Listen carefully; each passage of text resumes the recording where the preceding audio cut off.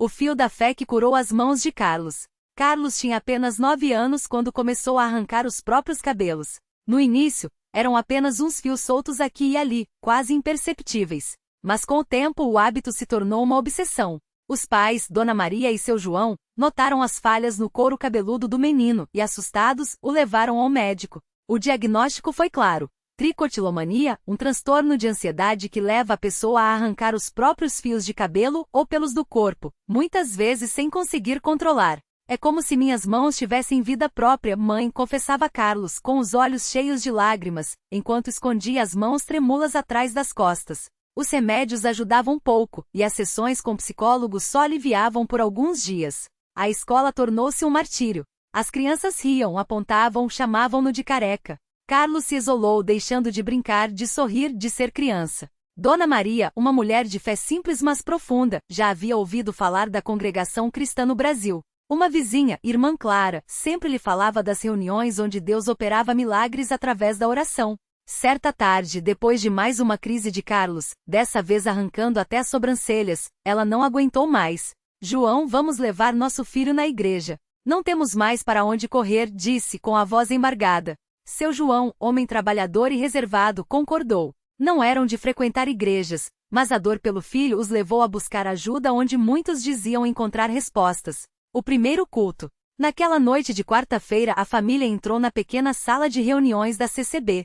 O local era simples, cadeiras de madeira enfileiradas, paredes brancas sem adornos, uma mesa coberta com toalha branca à frente. Os irmãos e irmãs, vestidos com modéstia, as mulheres com saias longas e cabelos presos, os homens de camisa social, cantavam hinos a capela sem instrumentos, apenas vozes unidas em harmonia. Carlos, envergonhado, baixou a cabeça, tentando esconder as falhas no cabelo com a mão. O ancião José, homem de barba branca e voz serena, dirigia a reunião.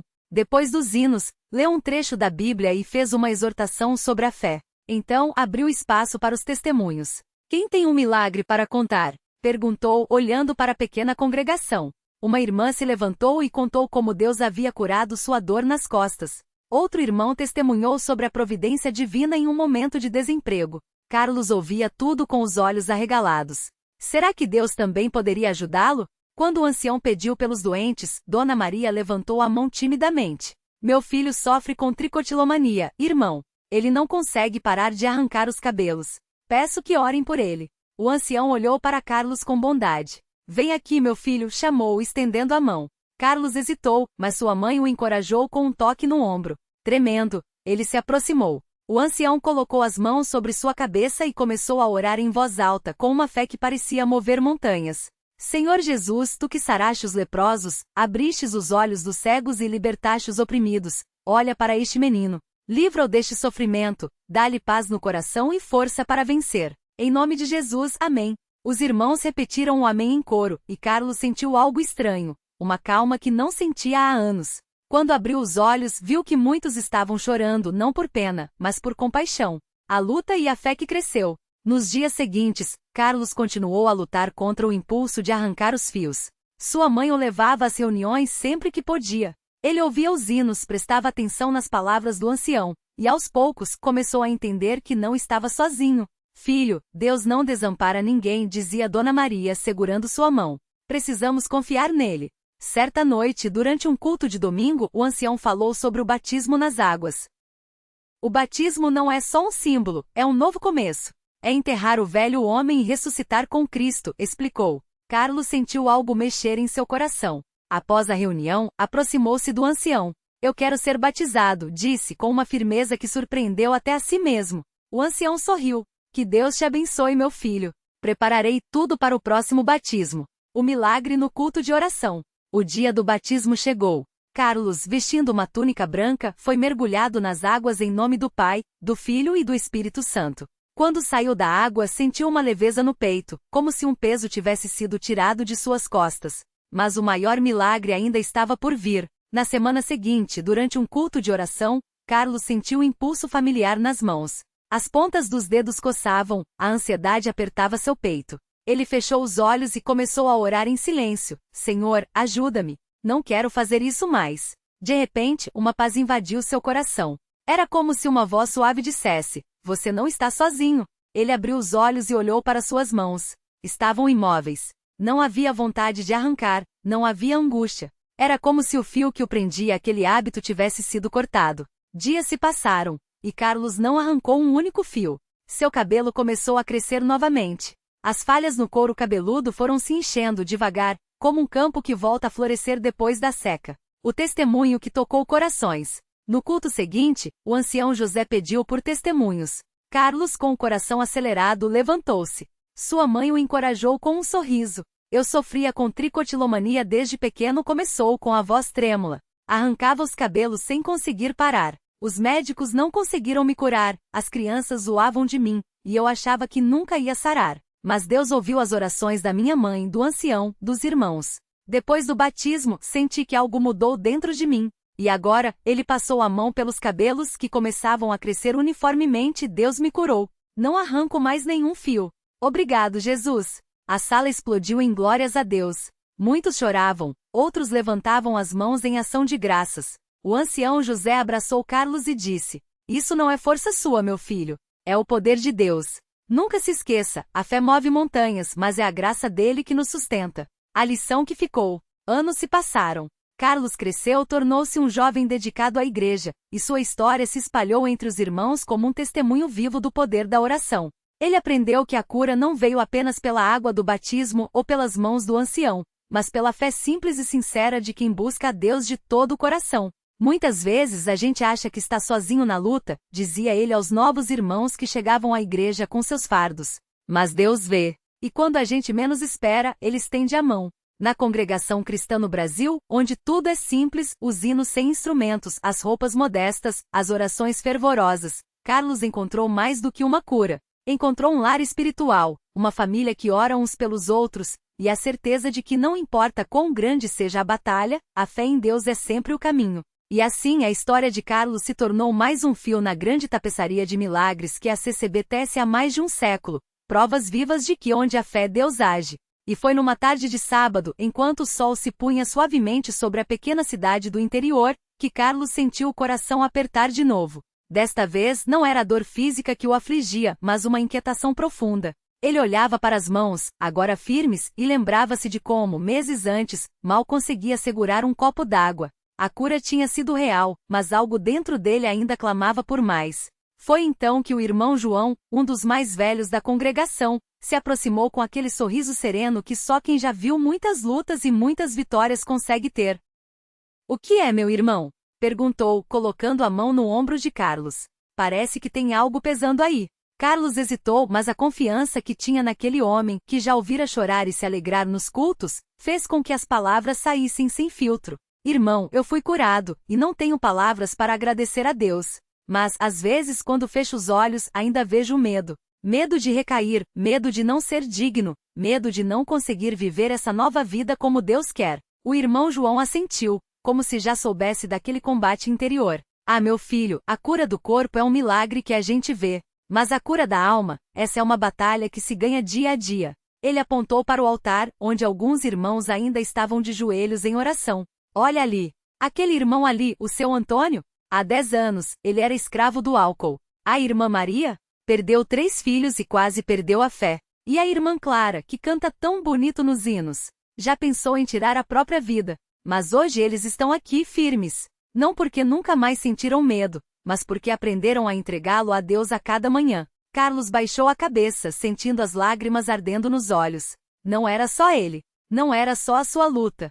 "E como eles conseguem?" perguntou, a voz embargada. "Vindo." O irmão João falou com uma convicção que ecoou no peito de Carlos. "Vindo todo sábado, todo culto de doutrina, toda ceia. Não é só ouvir a palavra, meu irmão. É estar aqui junto dos que também lutam, também caem, também se levantam. É cantar os hinos mesmo quando a voz falha, é ajoelhar mesmo quando as pernas tremem. Porque a fé não é um sentimento, é uma escolha. E Deus honra quem escolhe confiar nele, mesmo no escuro." Naquela noite Carlos não dormiu logo. Ficou repassando as palavras do irmão João, como se elas fossem sementes sendo plantadas em seu coração. E quando o relógio marcou meia-noite, ele se ajoelhou ao lado da cama, não por obrigação, mas por necessidade. Precisava falar com Deus, não como um mendigo pedindo esmolas, mas como um filho que finalmente entendia que o pai estava sempre ali, esperando por ele. Senhor, sussurrou com as mãos trêmulas e o rosto molhado. Eu quero viver essa vida nova. Não só com o corpo são, mas com a alma em paz. Ensina-me a confiar em ti mesmo quando o medo bater a porta. E se eu tropeçar, estende a tua mão de novo, como fizeste antes. Os dias que se seguiram não foram fáceis. Havia momentos em que a sombra da dúvida voltava, como uma nuvem escura querendo cobrir o sol. Mas Carlos aprendeu algo precioso. Na CCB, ele nunca estava sozinho. Quando a fraqueza apertava, era só olhar ao redor e ver um irmão sorrindo, uma irmã orando por ele, um ancião estendendo a mão para abençoá-lo. A igreja não era um lugar de perfeitos, mas de pessoas que, como ele, estavam aprendendo a caminhar na luz, mesmo com os pés de barro. E então, num domingo de manhã, durante o culto de ação de graças, algo mudou. Enquanto cantavam o hino, Glória a Deus nas alturas, Carlos sentiu uma paz que não vinha de fora, mas de dentro. Não era a ausência de luta, mas a certeza de que no meio dela Deus estava ali, segurando suas mãos. Ele olhou para o irmão João, que acenou com um sorriso, como se dissesse, viu? Eu não te falei. De lá para cá, Carlos não só continuou firme na fé, como se tornou um daqueles que estendem a mão para os que chegam quebrantados. Ele aprendeu que milagres não são só curas instantâneas, mas também a transformação lenta e profunda de um coração que, dia após dia, escolhe confiar. E assim sua história se juntou a tantas outras na congregação cristã no Brasil, provas de que Deus não só cura, mas restaura. Não só libera, mas ensina a viver em liberdade. E que no final das contas a maior bênção não é a ausência de batalhas, mas a presença daquele que caminha conosco em cada uma delas. Anos depois, numa tarde quente de domingo, Carlos estava no pátio da igreja, conversando com alguns irmãos após o culto. Era um daqueles dias em que o sol brilhava forte, mas a sombra das árvores e a brisa suave faziam o ambiente ficar agradável. De repente um carro velho e empoeirado entrou no estacionamento, com um barulho de motor cansado. Dentro, uma família que nunca tinham visto antes. O pai com olheiras fundas e expressão de quem carrega o peso do mundo. A mãe, com as mãos trêmulas segurando um bebê que não parava de chorar. E no banco de trás, um menino de uns 10 anos, olhando tudo com olhos arredondados, cheios de medo e curiosidade. Carlos sentiu algo apertar seu coração. Ele conhecia aquele olhar. Era o mesmo que ele tinha anos atrás, quando chegou ali pela primeira vez, cheio de dúvidas e feridas.